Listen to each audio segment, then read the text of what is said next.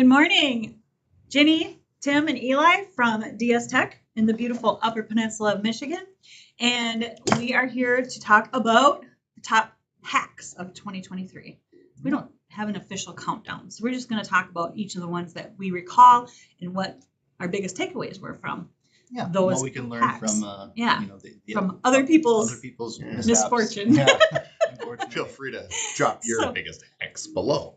Oh yeah, I'm sure if everybody's been there. So I did do a blog post about that, about not being ashamed Yeah. if it happens to you, because it happens to the best of us. Yeah, you hear about these big name companies, happens. but it happens on a lot larger scale for smaller companies as well too. So there's things to learn all across the board. So speaking of blog posts, make sure you go there, sign up for our newsletter at dstech.net after you watch our wonderful video. Yes. And then I'm telling you that because I share every blog post, at least 3 new ones every week. So, which is quite a lot, actually. Yeah. But there's always something that you can take away in there and something you can use I at always home. get something out of it. Yeah. You read them? I read them. Oh my gosh. I always learn Share something them You when read I them? can. every once in a while. I do them Yeah. just to see what's going on. Oh, I'm 'Cause, so honored. Anyway, So with what do we got? some of these hacks, I'll go through them, and again, I might get some of the exact nuanced details. I just kind of skimmed some of this stuff here, so I apologize for some of that. But so if you have any additional information, please feel Oh free to yeah, comment and let us for know. sure. Comment and help us Um, out. So starting with some of the earlier hacks and in the beginning of the year 2023, they were still skirting on the last part of the LastPass breach. I remember the LastPass, the password manager actually got breached with some of their stuff. People had to change their passwords. Supposedly it was minimized, but that was a big one that people were kind of scared with that. So we've evaluated other password managers. We personally have switched as well, but same thing. You just want to do your due diligence when vetting, certain company. And sometimes with LastPass, my hunch is why they were hit is they were the largest password manager out of all of them. Yeah, So they it's were like if they can break Big this, targets. it's the biggest target, right? So that's sometimes being the biggest isn't always the best because you have a bigger target on your back. So some things to keep in mind when evaluating different software and Great services. power comes great responsibility. Can we share what we use, or Yeah, we personally now are using Keeper for ourselves, and our clients who recommend that one as well. Some others in the industry that are good that I know. There's 1Password out there that's pretty good, and there's a couple free ones I forget off the top of my head. RoboForm? There's like KeyPass or something. There's some free ones out there that people And can use. They're better than nothing. Yeah, I have RoboForm on one of my computers, but I also use Keeper at home. Yeah. Because I think they It's even not offer, too expensive. Yeah, it's not too bad, and the amount of security you get with something like that, having all your passwords that are stored, and then they're crazy passwords that you'd never be able to remember yourself, so they're secure. People can't brute force them. It's very handy to have that. So Okay, so that wasn't a 2023 hack though. yeah, We just talked Just about kind of like The let it because I was like, go. what about LastPass? Nope, Yeah. that was 2022.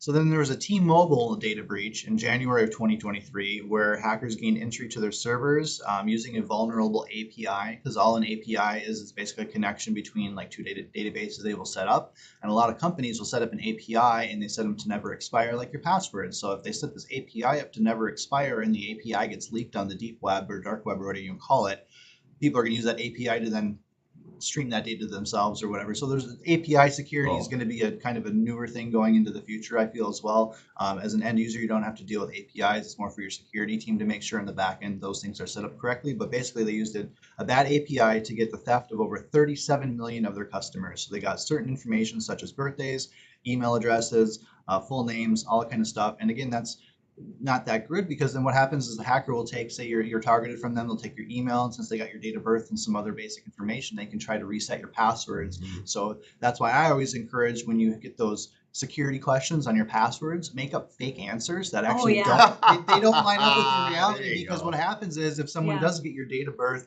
your mother's maiden name, where you were born, whatever the standard questions, They can reset your passwords. And if you actually make up fake answers to that only you know, even if they were to get your fake data, it's one kind of extra thing to remember, but that's a kind of a pro tip for your personal accounts to do with that. I actually have a question about that. Yeah. In Keeper, there's like a note section. Yep, where you can kind of put personal notes or things. So if you wanted to, the same thing, that's under the same amount of security as your passwords are too. So if you wanted to put custom notes like, for this website, my security questions answers are this. You can keep that in the password manager. Is it okay manager. to put there? Yeah. Okay. Cool. It's, I mean, as much as the LastPass breach was the kind of the first of its kind. So I mean, chances are pretty low that something like that's going to happen on the other one. So good. Definitely, it's a. So Norton Early in January, Norton said that of over 6,000 customers were victims of what they call a stuffing attack. So that's where hackers will take a compromised password that's already taken on the deeper dark web, where it's a known email password combination, and they'll just try to use the same on all the accounts with the same password. So they alerted all of their hacked accounts. They also encouraged all their users to set up their multi-factor authentication to help avoid it in the future, because obviously if you just have your password and email and they're trying all your websites, if you don't have multi-factor on, they're going to just get right in the second one of them is successful. Whereas at least with multi-factor, even if they had your combo, you're going to get a weird text message saying, did you try to log into X website? And you're like, I didn't do that. And maybe say no, and that might cause you to be like, what's going on? And then start changing those passwords, right? So having multi-factor is huge. Yep. Same thing with Reddit. Reddit has confirmed that the company suffered a data breach in February. The CTO described that as in most phishing campaigns, the attacker sent out a plausible sounding prompt pointing employees to a website that looked just like its own internal website. So it was a spoof of the exact website. So they click the link and then they get a fake website that says, please log in to make sure it's you. And once they did that, they get the credentials. And then they can steal their, 2FA tokens and things like that, and then log in and then just start accessing internal dashboards and systems and stuff. So the key takeaway with all of these three things here is pretty much it's usually doing with phishing. Usually we got one user who may click the link and kind of enter in some information, or it could be a verbal phishing where they're calling to try to get things happening. So the biggest thing you can do is make sure to have MFA set up on all your staff, train them on to do it, and if they're getting any sort of weird, odd requests, make sure that they know to like have those red flags be alerted and to not just do the task. Now, maybe do some research. Some of our top customers have that training, right? Yes, it's called security awareness training. Most organizations will have some sort of training set up that usually you'll do when you're a new hire. But a lot of people will do it at the new hire and then won't touch it again. So my advice is you do your new hire training, let them know how important it is, but to have like a refresher, even if it's just once a year, have all your staff go through a refresher, just a reminder. Continued education. I was thinking of the fake emails. We also do the fake phishing training where we can send out fake emails on purpose to see if they click, and then you can get data if they click, and then it offers a chance to, hey, you click the link, maybe now you got to watch this video. So we do have those things available at a client of ours that we can set up. But you know what? Yes. It's so annoying that it taught me well, because I did not want to watch the video again. It taught me so well that I have never done it here. Right. Well, I did it when I at worked home. for a customer. Oh. Whoops. Yeah, so by the time I got here, I was already expert at checking those links. So. Because yeah, they have that phishing, that fake phishing training. Oh, okay. I don't know who has it, but I know we have it. Who knows? You know who you are. Yeah. Interesting. Okay. So what else we got? So there was a big hack. It's still ongoing, even kind of in the sense of there was a file transfer tool called MoveIt. So it's impacted more than 200 organizations, up to almost 18 million individuals. Federal agencies have been using this, like the Department of Energy, the Department of Agriculture, the Department of Health and Human Services. It's believed the vast majorities of schools across the U.S. actually have been targeted. So the implications are still continuing to emerge. So there's other merchants as well, like this one lists here. Shell, Siemens Energy, Schneider Electric, First Merchants Bank, City National Bank, and many more. It originated with a security vulnerability inside the MoveIt software itself. It's now patched, but it was exploited all over the place for hackers during the short time it wasn't hacked. So this has been getting called the biggest hack of 2023, and it's only getting bigger because it's just people are still figuring out how much data did they get while it was unpatched. So I guess the takeaway with this is that you're only as strong as the weakest software in your security stack. So if you have all this modern day security, antivirus, all these backups, all this other stuff, but you're still using legacy software from the 90s because it just works, like this old thing, it's like that's where you can have some security holes. So if you're still using something just because it works, like you got this old Windows 7 or Windows XP system doing some sort of weird thing, and you're like, it just works, I'll just keep leaving it. I know it's a known risk, I'm going to leave it there. The best thing you can do is figure out what you can do to move forward with that before you're forced to move forward with whatever legacy software you're hanging on to, and go forward with that. And so just vet all of your different software policies. If you ever want to find out, how risky is this, let us know. I will tell you exactly how risky it is with our Galactic Scan. Oh, the Galactic Scan will look at old software too? Well, it will basically tell you what could you stand to lose if you fell prey to a phishing attack? Oh, I can okay. show you like the value of how much data they could access and the Yeah, things of it's like a zero it's trust. a Right now it's scaled free, down right? penetration test. Yeah, it is Mhm. free Right now, at this point. In At this time. point, Yeah. I don't know how long that Absolutely. will last, but Yep. if you want a free scan, go to our Mhm, website. Mhm. And so the takeaway from here they put is that you're only strong as your weakest link. So most of these organizations most likely had no idea that the users were even using this MoveIt file share system. You know, it's just something that they were using. So stricter policies with the tools, making sure everyone's using a vetted software solution, that you don't have these weird workarounds or some people are using certain things just because it works. And just to make sure that if you have any legacy software or something you're not sure of, a weird third-party thing that you just haven't vetted, just take the time to actually vet it and make sure it's something Right. that's going to be good, and make sure to keep all that stuff updated, just so that way if there is something on a patch that fixes it, you're able to patch it as soon as possible. So some stuff with that, yeah. So that's the biggest thing with that MoveIt thing is just they probably could have restricted it too. I haven't used MoveIt myself to know the intricacies of it, but it could be like with a file sharing thing. Like if a staff is trying to upload a file to like say Google Cloud or whatever, transferring these files, if this software for whatever reason had access to everything, that's a huge security breach, and that could be what hackers did. So by limiting the scope of access for the user, like if you have someone who's just on the reception desk, they shouldn't be accessing the accounting data folder, right? There should be things to restrict access for those employees. So my thing with MoveIt is that if they maybe tightened up the MoveIt permissions better, where they couldn't access as much, it might have mitigated as much data that was lost. But my chances are is the user signed into MoveIt and then MoveIt could go anywhere. It could be one of those things. Then some of the later ones, there was the fall hack. So there was the MGM hack you may have heard about, where all the casinos were down. There was like videos on TikTok where Snake people had like eyes. lines going out the door because they had to sign people in the old school way, where they had to take their information on paper, process their stuff manually, and hand them like a physical key, right? Because the systems were down Yeah, so because they much. couldn't use the swipe. So this one was Which, kind of like, do you want to use the Wi-Fi? And do you want to still stay yeah. there? Anyway. Yeah, it'd be unique.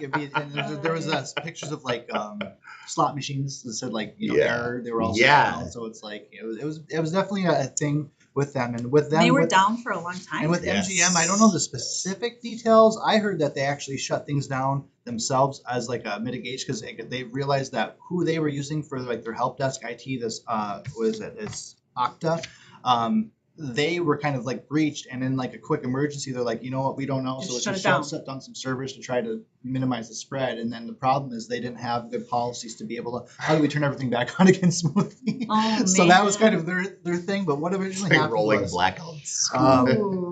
they basically, what happened with the Okta basically was, I'll just read what they have here and then I'll blurb. So basically, there was a ransomware game called Scattered Spider that they're the one that quote unquote took credit for the September hack of the MGM website. So basically, they used social engineering to trick the MGM's help desk employees to reset a multi-factor code for high-value employees. So what this Scattered Spider group did is they looked on, LinkedIn and looked at who's a high-end tech that works at MGM Grand Casino, and then they impersonated that tech, where they called the level 1 help desk and said, hey, I'm a tech on site and I'm having problems. My password's not working. Can you reset my MFA for me? And without verifying that user is who they would, the level 1 tech basically reset the MFA token. And then now they basically created themselves an account within the Okta and then started to spread across. And that's what they started to do. So basically they were socially engineering, tricking the staff to resetting passwords, which is probably against the policy, right? Whatever that tech policy they had, they probably just had a new employee basically that was like, yeah, sure, I'll reset your password. It says you're right here as a level 3 tech and so on. I trust you. And then